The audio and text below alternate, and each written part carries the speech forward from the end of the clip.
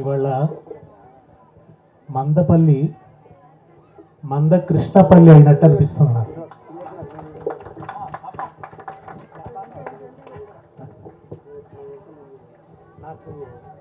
చిన్నప్పుడు చదువుకున్న ఒక పద్యం, భర్తృహరి నీతి శతకంలో చదువుకున్న పద్యం కృష్ణన్న చేసిన కృషికి బాగా సరిపోతుందని అనిపిస్తుంది నాకు. ఒకచో నేలను పవ్వళించు, ఒకచో నేలను పవ్వళించు, ఒకచో నొప్పారు పూసెజ్జపై, ఒకచో శాఖములారగించు, ఒకచో నుత్కృష్ట శాల్యోదనంబు, ఒకచో బొంత ధరించు, ఒక్కొక్క తరిన్ యోగ్యాంబర శ్రేణి, లెక్కకు రానీయడు కార్యసాధకుడు, దుఃఖంబున్ సుఖంబున్ మదిన్ అంటాడు. కార్యసాధకుడు సుఖాన్ని దుఃఖాన్ని లెక్కకు రానివ్వడు. పూల సజ్జ మీదైనా పడుకుంటాడు, కఠినమైన నేల మీదనైనా పడుకుంటాడు, దొరికితే మంచి భోజనమైనా తింటాడు, లేని చోట ఎంత సాధారణమైన తిండినైనా లేదా పస్తులైనా ఉంటాడు, కడుపు మార్చుకుంటాడు. ఒక చోట మంచి బట్టలు వేసుకునే అవకాశం ఉండొచ్చు, ఒక చోట సాధారణమైన బొంత ధరించి రావచ్చు.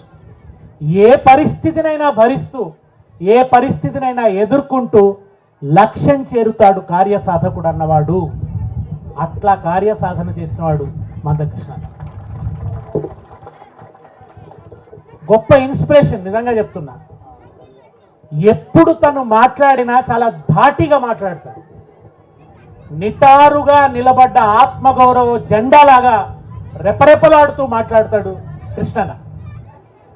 వాలుకు అందరు కొట్టకపోతారు, వాలుకు కొట్టకపోవడం ఈజీ, ఈత కొట్టడం ఈజీ, కానీ ఎదురీదడం చాలా కష్టం. కొన్ని దశాబ్దాల పాటు ఎదురీది. విజయాలు వచ్చినప్పుడు అందరు పొగుడుతారు, పద్మశ్రీలు వరిస్తాయి. కానీ అపజయం వచ్చినప్పుడు, అవరోధం వచ్చినప్పుడు ఎవరు దగ్గర ఉండరు. అప్పుడంతా నిరసనలు, ఓ 2 రాళ్ళు ఎక్కువ విసురుతారు, ఏదో బాయిల ఒడ్డోడి మీద రాళ్ళేస్తారంటారు కదా, అట్లా రాళ్ళేసే తత్వం ఉంటుంది. అప్పుడు కూడా కాళ్ళు నేల మీద తాటించి నిటారుగా నిలబడ్డవాడే నిజమైన విప్లవకారుడు. అటువంటి సామాజిక విప్లవకారుడు కృష్ణన్న. కృష్ణన్న గొప్ప ఇన్స్పిరేషన్. ఒక సామాజిక లక్ష్యం కోసం ఎట్లా నిలబడాలి అన్నదానికి ఆయన గొప్ప ఇన్స్పిరేషన్. ఇవాళ ఆయన పాల్గొంటున్న సభలో ఆయన చేతుల మీదుగా ఇద్దరు భారతదేశ సామాజిక విప్లవానికి సూర్యచంద్రులు లాంటి వాళ్ళు, 2 కళ్ళ లాంటి వాళ్ళు, బాబాసాహెబ్ అంబేద్కర్, బాబు జగజీవన్ రామ్. ఆ ఇద్దరి విగ్రహాల ఆవిష్కరణల ఈ సభలో పాల్గొనడం గొప్ప సౌభాగ్యంగా నేను భావిస్తున్నాను. కృష్ణన్న సరసన కూర్చొని ఈ కార్యక్రమంలో పాల్గొనడం నాకు దక్కిన గొప్ప అవకాశంగా నేను భావిస్తున్నాను. సభాధ్యక్షులు లింగం గారికి, తర్వాత ఇప్పటిదాకా గొప్ప ఇన్స్పైరింగ్గా ప్రసంగించిన మిత్రుడు, నేనేమంటానంటే మేమిద్దరం ఒకే రైలు స్టేషన్ నుంచి బయలుదేరిన ట్రైన్లం, ఇద్దరం కూడా ఒకే సిద్దిపేట స్టేషన్ నుంచే బయలుదేరినాం. కాకుండా అది కొంచెం సూపర్ ఫాస్ట్ ఎక్స్ప్రెస్, చాలా వేగంగా ముందుకు పోగలుగుతుంది. నాది కొంచెం గరీబ్ రథ్. అట్లనే ఇవాళ ఎస్సీ ఎస్టీ కమిషన్ చైర్మన్గా దళితుల హక్కుల కోసం అవిశ్రాంత పోరాటం చేస్తున్నవాడు, చాలా అణగారిన స్థితి నుంచి పైకి ఎదిగినటువంటి వాడు. అంటే ఆయన ఎదుగుదలను మనం మొదటి నుంచి చూస్తూ వస్తున్నాం. బక్కి వెంకటన్న గారు, రవీందర్, ఇంకా వేదిక మీద ఉన్న ఇతర పెద్దలందరికీ పేరు పేరున నేను సార్ నంగనూరు మండల మార్కెట్ కమిటీ మరి చైర్మన్ దేవులపల్లి యాదగిరి గారిని వేదికపైకి సాధారణంగా ఆహ్వానిస్తున్నాం. Sir welcome, please sir, welcome. జై భీమ్, జై జీవన్. అదేవిధంగా బోయిని కొమరన్న ఎంఆర్పిఎస్ రాష్ట్ర నాయకులు, వారిని కూడా సాధారణంగా వేదికపైకి ఆహ్వానిస్తున్నాం. Sir welcome. మాట్లాడచ్చు. కవిత నీవు, నా కావ్య వస్తువు నీవు, కంఠమందు నీవు, కనుల నీవు, కవిత నీవు నా కావ్య వస్తువు నీవు, కంఠమందు నీవు కనుల నీవు, నీవు లేని నేను నిర్జీవ ప్రతిమను, నీవు లేని నేను నిర్జీవ ప్రతిమను, ఏమి చెప్పుదునయ్య భీమరాయ, ఏమి చెప్పుదునయ్య భీమరాయ. ఇవాళ ఇక్కడ ఆవిష్కృతమైన విగ్రహాన్ని చూస్తే ఒక కవి అన్నట్టు అంబేద్కర్ విగ్రహాన్ని చూస్తే నిరుపేదవాని అన్నం గిన్నెను చూసినట్టు అనిపిస్తుంది. నిరుపేదవాని కడుపులోకి ఆకలి తీరుస్తున్న బువ్వ గిన్నెను చూస్తున్నట్టుగా అంబేద్కర్ విగ్రహాన్ని చూస్తే అనిపిస్తుంది. ఒక కాటి కాపరిని కలెక్టర్ కుర్చీ మీద కూర్చుండబెట్టిన సామాజిక చైతన్యాన్ని దర్శించినట్టు అనిపిస్తుంది అంబేద్కర్ విగ్రహాన్ని చూస్తే. చెప్పులు కుట్టిన చేతుల్ని శాసనకర్తలుగా మార్చిన సామాజిక విప్లవ స్వరూపాన్ని చూసినట్టుగా అనిపిస్తుంది అంబేద్కర్ను చూస్తే. విప్లవం అనేది తుపాకులతోనే కాదు, విప్లవం అనేది ఆయుధాలతో మాత్రమే కాదు, విప్లవం ఆలోచనలతో కూడా సాధించవచ్చు, అక్షరంతో కూడా సాధించవచ్చు అని నిరూపించిన మహానుభావుడు బాబాసాహెబ్ అంబేద్కర్. నిరంతర అధ్యయనం,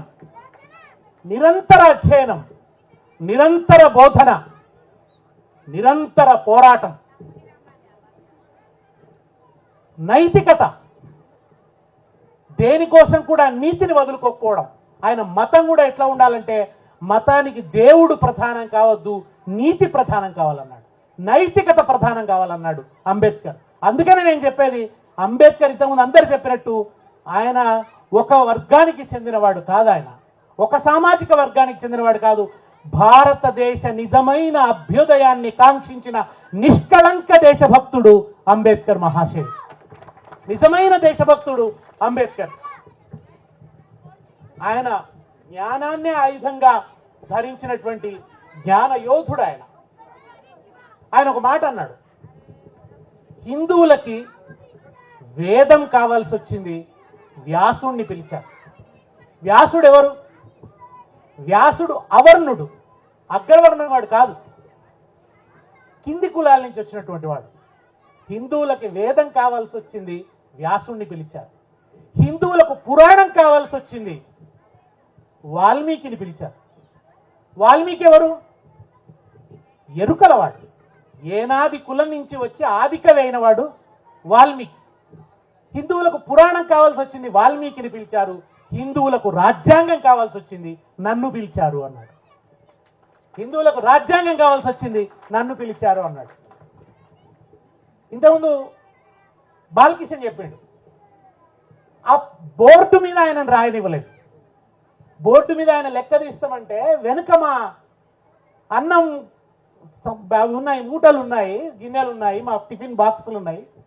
ఆయన బోర్డు ముట్టుకుంటే మైల పడుతుందని బోర్డు మీద రాయనివ్వలేదు. కానీ అంబేద్కర్ ఏం సాధించినాడు? బోర్డు మీద రాతను నిషేధిస్తే పెరిగి పెద్దవాడై జ్ఞానసూర్యుడై అవమానాల అగ్నిని తేజస్సుగా ధరించిన జ్ఞానసూర్యుడై ఈ దేశ రాజ్యాంగాన్ని రాశాడు ఆయన. నువ్వు బోర్డు మీద రాయొద్దన్నావు, ఆయన రాజ్యాంగాన్ని రాసింది. ఆ రాజ్యాంగం ఈ దేశానికి దిశానిర్దేశనమైంది. సాధారణమైన రాజ్యాంగం కాదు, మనకున్నది లిఖిత దృఢ విస్తారమైన రాజ్యాంగం. ఇతర చాలా దేశాల కంటే కూడా విస్తృతి కలిగినటువంటి రాజ్యాంగం, చాలా దృఢంగా రచించాడు దాన్ని. స్వేచ్ఛ, సమానత్వం, సౌభ్రాతృత్వం పునాదిగా రచించాడు. ప్రజలకు స్వేచ్ఛ ఉండాలి. స్వేచ్ఛ అంటే బ్రిటిష్ వాళ్ళు పోయి భారతీయుల పరిపాలన రావడం కాదు. అన్ని రకాల స్వేచ్ఛ, జీవించే స్వేచ్ఛ, భావ ప్రకటన స్వేచ్ఛ, ప్రశ్నించే స్వేచ్ఛ, ఆత్మగౌరవంతో జీవించే స్వేచ్ఛ, అన్ని రకాల స్వేచ్ఛ ఉండాలని కోరుకున్నాడు. ఆ స్వేచ్ఛకు పునాది సమానత్వం కావాలనుకున్నాడు. అందరికీ సమాన గౌరవం ఉండాలి, సమాన ఆర్థిక స్థాయి ఉండాలి, సమాన సామాజిక గౌరవం ఉండాలి.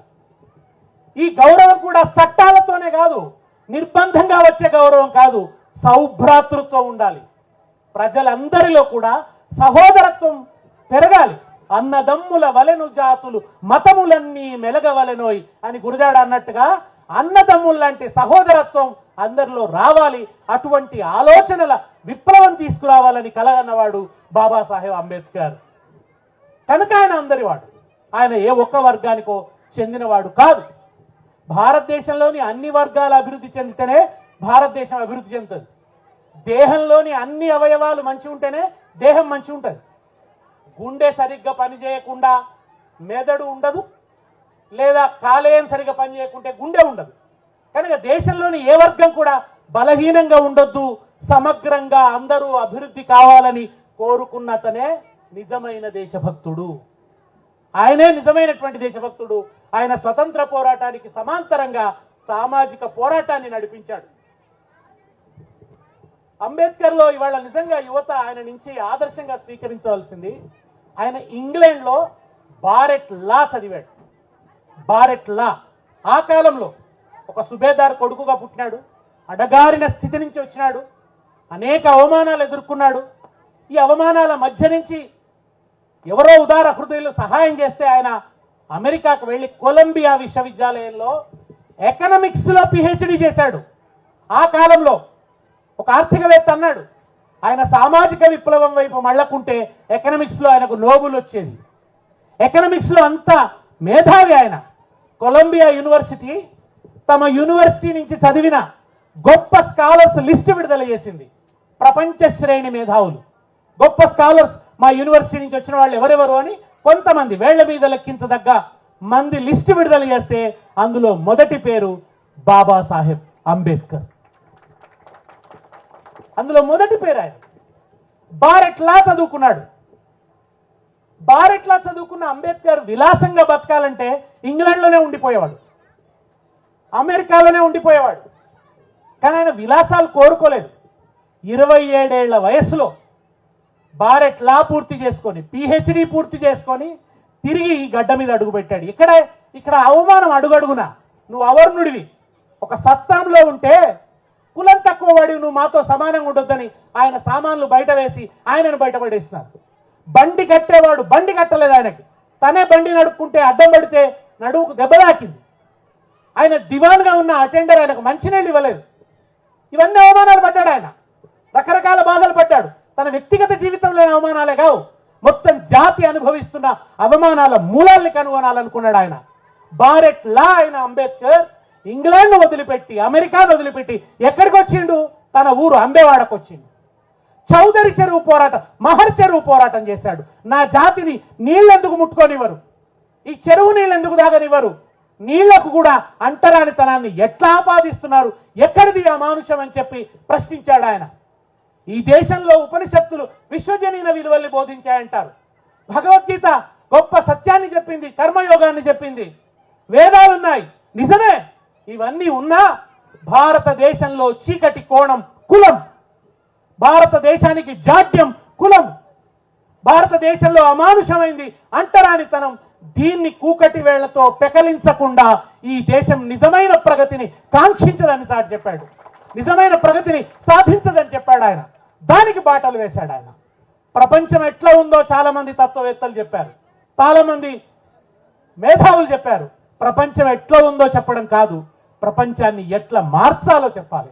అట్లా మార్చడానికి బాటలు వేసిన వాడు బాబాసాహెబ్ అంబేద్కర్. నేను మీ అందరితో కోరుకునేది, ఆయన సంస్కృతం చదువుకున్నాడు అంబేద్కర్. ఆయన బ్రాహ్మణిజాన్ని వ్యతిరేకించాడు కదా, కానీ ఆయన సంస్కృతం చదువుకున్నాడు. ఆయన చిన్నప్పుడే సంస్కృతం నేర్చుకోవాలనుకున్నాడు, వీలు కాలేదు, పర్షియన్ నేర్చుకోవాల్సి వచ్చింది. ఆ తర్వాత ఆయన సంస్కృతం నేర్చుకున్నాడు, పాళీ భాష నేర్చుకున్నాడు, జర్మనీ నేర్చుకున్నాడు, ఫ్రెంచ్ నేర్చుకున్నాడు, గుజరాతీ వచ్చు ఆయనకు, మరాఠీ వచ్చు, ఇంగ్లీష్ సంగతి చెప్పనక్కర్లేదు. అన్ని భాషలు చదువుకున్నాడు. తర్వాత అన్ని శాస్త్రాలు, సోషియాలజీ చదివాడు, ఆర్థిక శాస్త్రం చదివాడు, తత్వశాస్త్రం చదివాడు, చరిత్ర చదివాడు. ఎందుకు? కులం మూలాల్ని కనుగొనడం కోసం. చదువుని మూడో కన్నుగా భావించాడు అంబేద్కర్. దయచేసి మీ అందరితో కోరేది ఏంటంటే, మనం ఒక సర్టిఫికేట్ రాగానే ఒక మాట అంటాం, నా స్టడీస్ అయిపోయినాయి అంటాం. స్టడీస్ ఎప్పుడు అయిపోవు, స్టడీస్ ఎప్పుడు అయిపోవు. స్టడీస్ సర్టిఫికేట్ కోసం కాదు, చదువు మార్కుల కోసం కాదు, సమాజంలో మార్పుల కోసం అని చెప్పిన వాడు బాబాసాహెబ్ అంబేద్కర్. మార్కుల కోసం కాదు, సమాజంలో మార్పుల కోసం చదువుని నీ నుదుట మూడో కన్నులాగా ధరించు, చదువు నీకు ఆత్మగౌరవాన్ని ఇస్తుంది, కోటీశ్వరుడి కన్నా పుస్తకం పట్టుకున్నవాడే గొప్పవాడు అన్నాడు. ఆయన విగ్రహం కూడా పుస్తకం పట్టుకునే ఉంటుంది. అంబేద్కర్ సూటు బూటు వేసుకొని ఉంటాడు. నేను ఒక 2 విషయాలు చెప్పి ముగిస్తా. అంబేద్కర్ సూటు బూటు వేసుకొని ఉంటాడు, గాంధీజీ గోచిపాతతో ఉంటాడు. గాంధీజీ గోచిపాతతో ఉంటాడు. బ్రాహ్మణ కులంలో పుట్టిన శ్రీశ్రీ వచన కవిత్వం రాశాడు. దళిత కులంలో పుట్టిన జాషువా పద్యం రాశాడు. దళిత కులంలో పుట్టిన జాషువా వచన కవిత్వం రాయాలి, ఎందుకంటే పద్యం బ్రాహ్మణిజం ప్రక్రియ అని అంటాం కనుక. ఆయన పద్యం రాశాడు. బ్రాహ్మణ కులం నుంచి వచ్చినటువంటి శ్రీశ్రీ ఏమో వచన కవిత్వం రాశాడు. అగ్రవర్ణం నుంచి వచ్చిన గాంధీజీ ఏమో గోచిపాత పెట్టుకున్నాడు. అట్టడుగు అణగారిన అంటరాని కులం నుంచి వచ్చినటువంటి అంబేద్కర్ ఏమో సూటు బూటు ధరించాడు. ఇదేమిటి అంటే, సతీష్ చంద్ర గారు గొప్ప వ్యాసం రాశారు ఒకసారి. గాంధీజీ ఆర్థిక నిరసన అంటే, నా దేశంలో కనీసం ఇంత పేదరికం ఉంది, బట్ట కట్టుకోవడానికి కూడా లేదు, బ్రిటిష్ వాళ్ళ పరిపాలనలో ప్రజల పరిస్థితి ఇట్లా ఉంది అని చెప్పడానికి ఆయన గోచిపాతను ధరించాడు. కానీ అంబేద్కర్ నా కులం వాళ్ళు చదువుకున్నా, నా కులం వాళ్ళు ఒక స్థాయిని పొందినా మంచి బట్టలు వేసుకొనియరు మమ్మల్ని, మేము దర్జాగా ఉండడానికి వీల్లేదంటారు, కనుక నేను దర్జాగా ఉంటాను, నేను సామాజిక గౌరవానికి ప్రతీకగా ఉంటాను అని సూటు బూటు ధరించాడు అంబేద్కర్. అది గాంధీది ఆర్థిక నిరసన అయితే, అంబేద్కర్ది సాంఘిక నిరసన, సామాజిక నిరసనగా ఆయన సూటు బూటు ధరించాడు.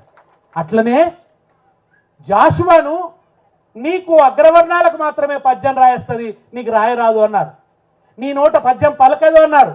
ప్రతిమల పెండ్లి సేయుటకు 100,000 వ్యయించుగాని, దుఃఖితమతులైన పేదల ఫకీరుల శూన్యములైన పాత్రలం మెతుగు విదల్పది భరతమేదిని, 33 కోట్ల దేవతలెగవడ్డ దేశమున భాగ్య విహీనుల క్షుత్తులారునే. 33 కోట్ల దేవతల కళ్యాణాలకే డబ్బులు సరిపోతలేవు, ఇక సామాన్యుడి ఆకలి ఎక్కడ తీరుతుంది అన్నాడు జాషువా. అద్భుతమైన పద్యాలు చెప్పినాడు. గబ్బిలం ఎంత గొప్ప ఉంటుంది. వాణి రెక్కల కష్టము లేని నాడు సస్య రమ పండి పులకింప సంశయించు.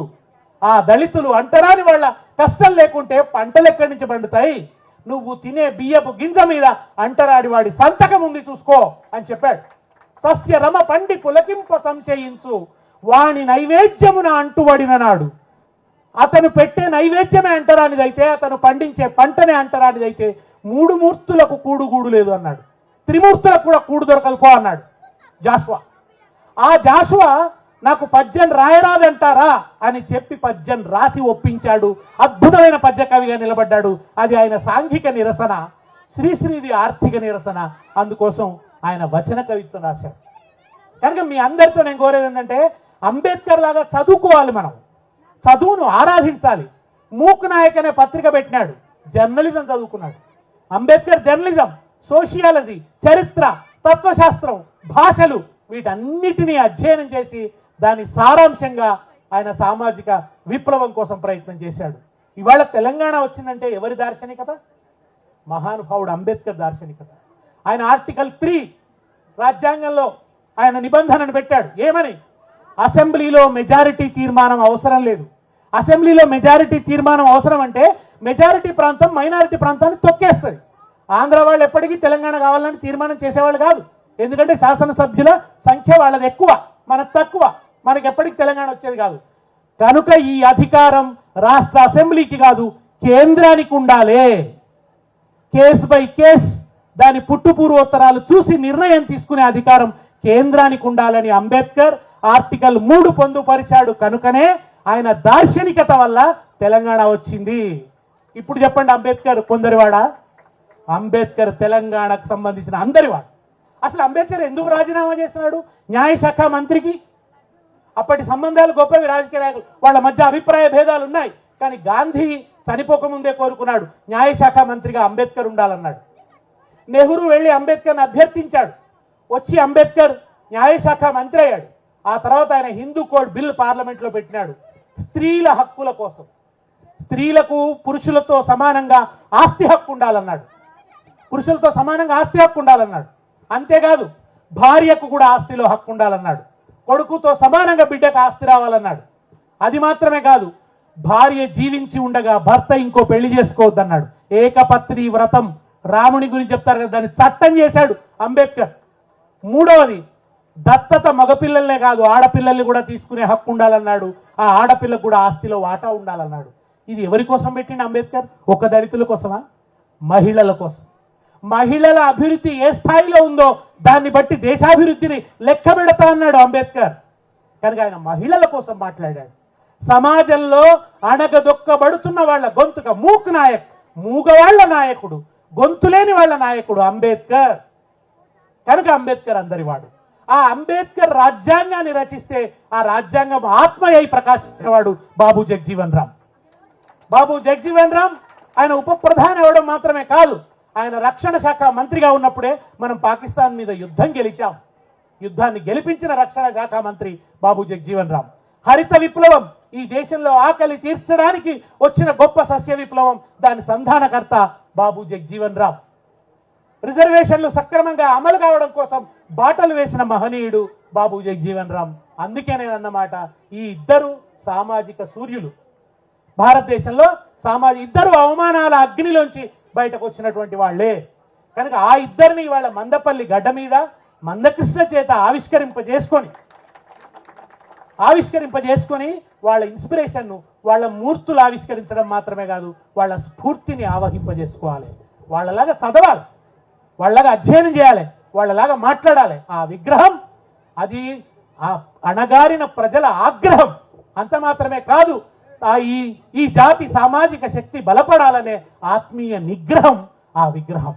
కనుక ఆ విగ్రహంలో ఆ జ్ఞానాన్ని దర్శించాలి, ఆ పోరాటాన్ని దర్శించాలి, నీతిని, నైతికత అనేది పునాది అని చెప్పాడు అంబేద్కర్ అయినా జగజీవన్ రామ్ అయినా. కనుక నీతిని విడిచిపెట్టకూడదు, ఎదగగానే మూలాలు మర్చిపోకూడదు. మూలాలు మర్చిపోయి పై వర్ణంలో కలిసిపోతాను, పై ధనవంతులలో కలిసిపోతాననే దానికి అది కాదు. నువ్వు మళ్ళా నీ చూపు కిందనే ఉండాలి, ఆ గుడిసెల దగ్గరనే ఉండాలి, అంటరాని వాడ దగ్గరనే ఉండాలి. నువ్వు ఎట్లా పైకి ఎదిగావో నీ జాతి ఎదిగేంత వరకు నువ్వు విశ్రమించవద్దు, యావత్ భారతం ఎదిగేంత వరకు విశ్రమించవద్దు. సమాజం, సామాజిక భారతం, సమతా భారతం ఏర్పడేంత వరకు నువ్వు విశ్రమించొద్దని చెప్పిన ఇద్దరు సామాజిక విప్లవకారుల విగ్రహాన్ని ఆవిష్కరించిన ఈ సభలో నేను ఉండడం ధన్యతగా భావిస్తూ సెలవు. నమస్కారం. అన్నగారు థ్యాంక్ యూ. సామాజిక భారతం ఏదైతే ఉందో